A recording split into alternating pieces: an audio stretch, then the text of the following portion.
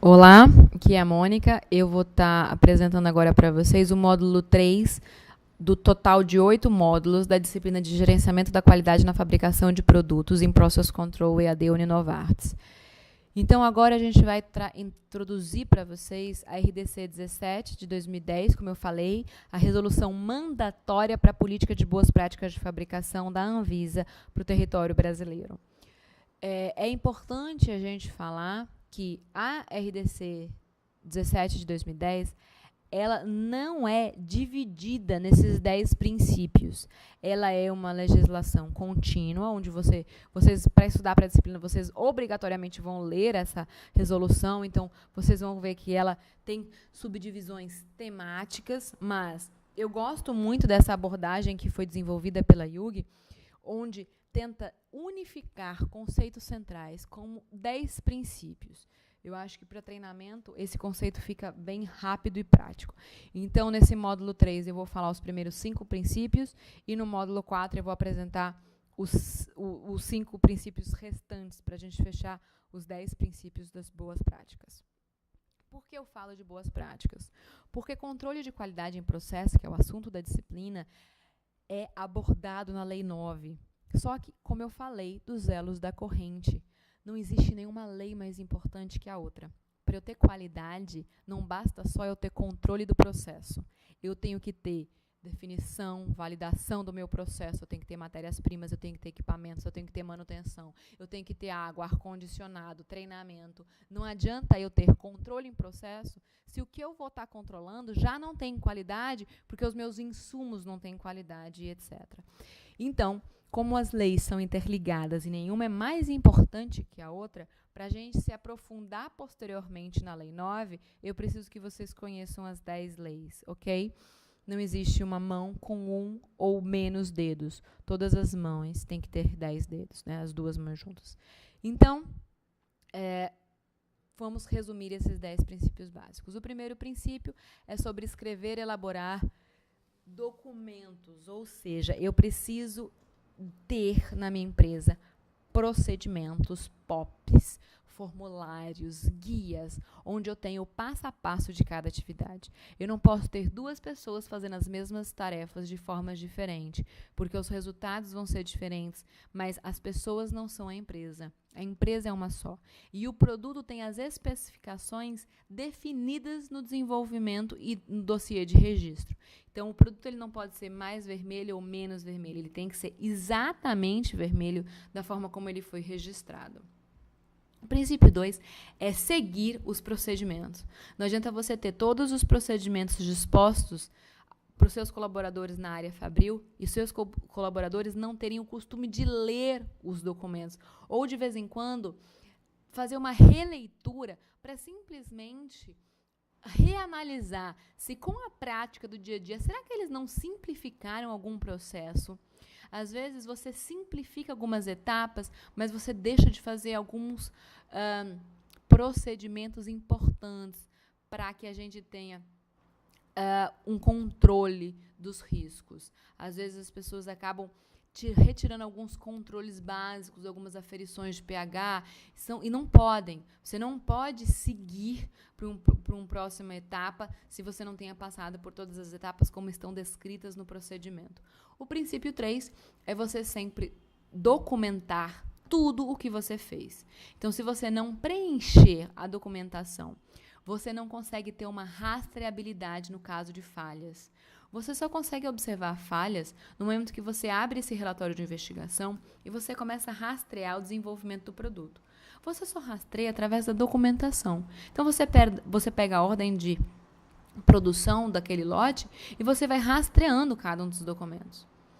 Se você não tiver um desses documentos, você já não tem qualidade no seu sistema, porque é obrigatório ter aquele preenchimento. Tá? Então, nas próprias conclusões, vai ter que estar escrito de que aquela investigação foi prejudicada pela falta do preenchimento das informações nos documentos, de que os funcionários vão ter que ser retreinados para preenchimento nos documentos, de que vai existir penalizações, duplas checagens, controle sobre esses preenchimentos. Por quê? Você não pode preencher de forma inadequada, achando que todos entendem. Você pode amanhã não estar mais fazendo parte do corpo de funcionários dessa empresa. E aí muitas pessoas podem pegar o que você escreveu e não entender o que para você era óbvio.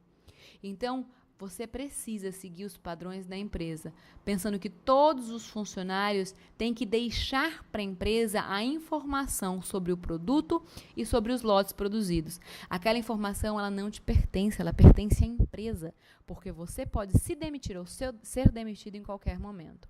Então, se você não documentou, nada aconteceu. 30% dos desvios de boas práticas de fabricação acontecem nessas primeiras 3 leis.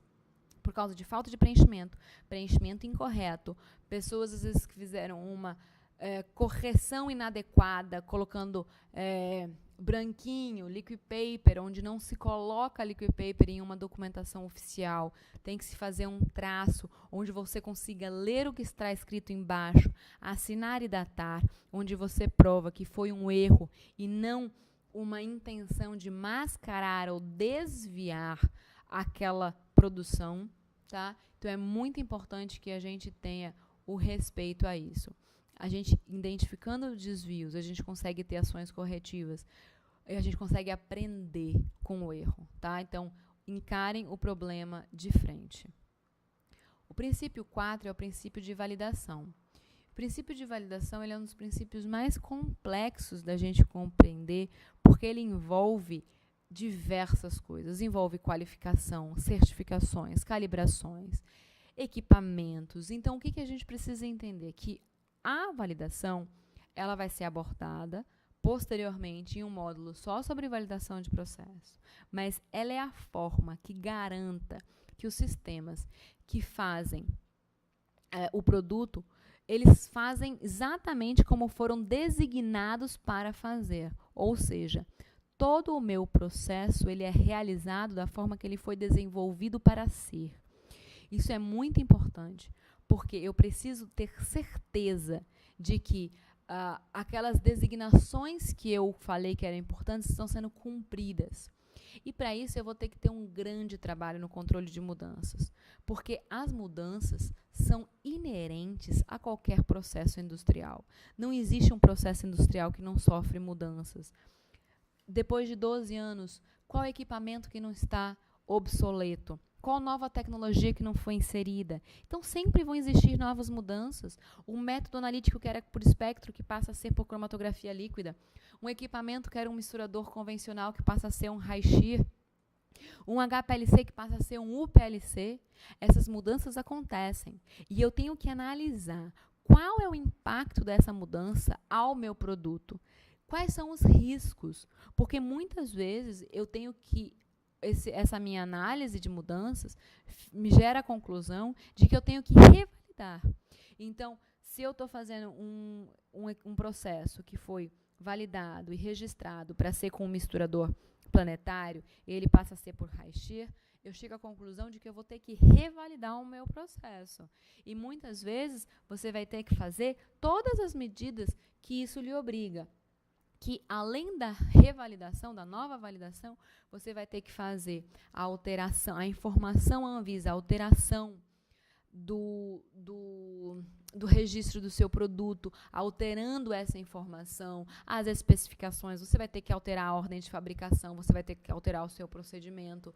Então, assim, uma alteração, uma compra de equipamento, às vezes influencia para você, no seu controle de mudanças, uns 30 documentos que você vai ter que editar por causa daquele equipamento que foi substituído, controles em processo que agora passam a não ser mais necessários ou que agora passam a ser obrigatórios, tá? Então, você vai ter que analisar quais são os impactos dessa mudança. Então, por mais que você valide, não existe nada estático. A gente tem que analisar o ciclo de vida, tanto do processo quanto do produto. Eu preciso entender que a movimentação, a melhoria, a implementação tecnológica ela é cada vez mais rápida e atual dentro de qualquer indústria produtiva. Então, o controle de mudanças ele tem que se preocupar para você acabar não criando, às vezes, um processo que foi remendado demais e que às vezes você descobre que não dá mais para ter tanta mudança. Às vezes você tem que parar e você tem que fazer uma reformulação muito maior. E de repente chega na hora de você finalizar aquele ciclo de vida do produto e começar um novo. Daí já não é mais uma alteração. É o encerramento de um ciclo de vida para o início de um novo ciclo de vida. Porque você não consegue mais remendar com pequenas ações ou correções. De repente você vai ter que redesenvolver completamente para que você tenha sucesso na obtenção da sua qualidade. E o princípio 5 fala sobre integrar a produtividade, qualidade do produto e a segurança do colaborador quando planejar as áreas produtivas ou utilização de equipamentos. Então, qual é o objetivo desse princípio 5? É que a gente lembre que eu tenho que ter um equilíbrio entre a produtividade e a segurança do meu produto, mas com a segurança do meu operador. Ou seja, eu não posso produzir 24 horas, obrigando o meu funcionário a fazer 3, 4 horas extras por dia, onde eu consigo analisar que eu vou estar tendo uma sobrecarga de trabalho, estresse no meu funcionário, provavelmente ele vai perder o rendimento e ele muitas vezes pode cometer um acidente laboral por causa desse cansaço. Então, muitas vezes ele pode se danificar no equipamento, perder um dedo, perder uma mão, se lesionar, ter alguma fratura, ou então ter o outro lado da moeda.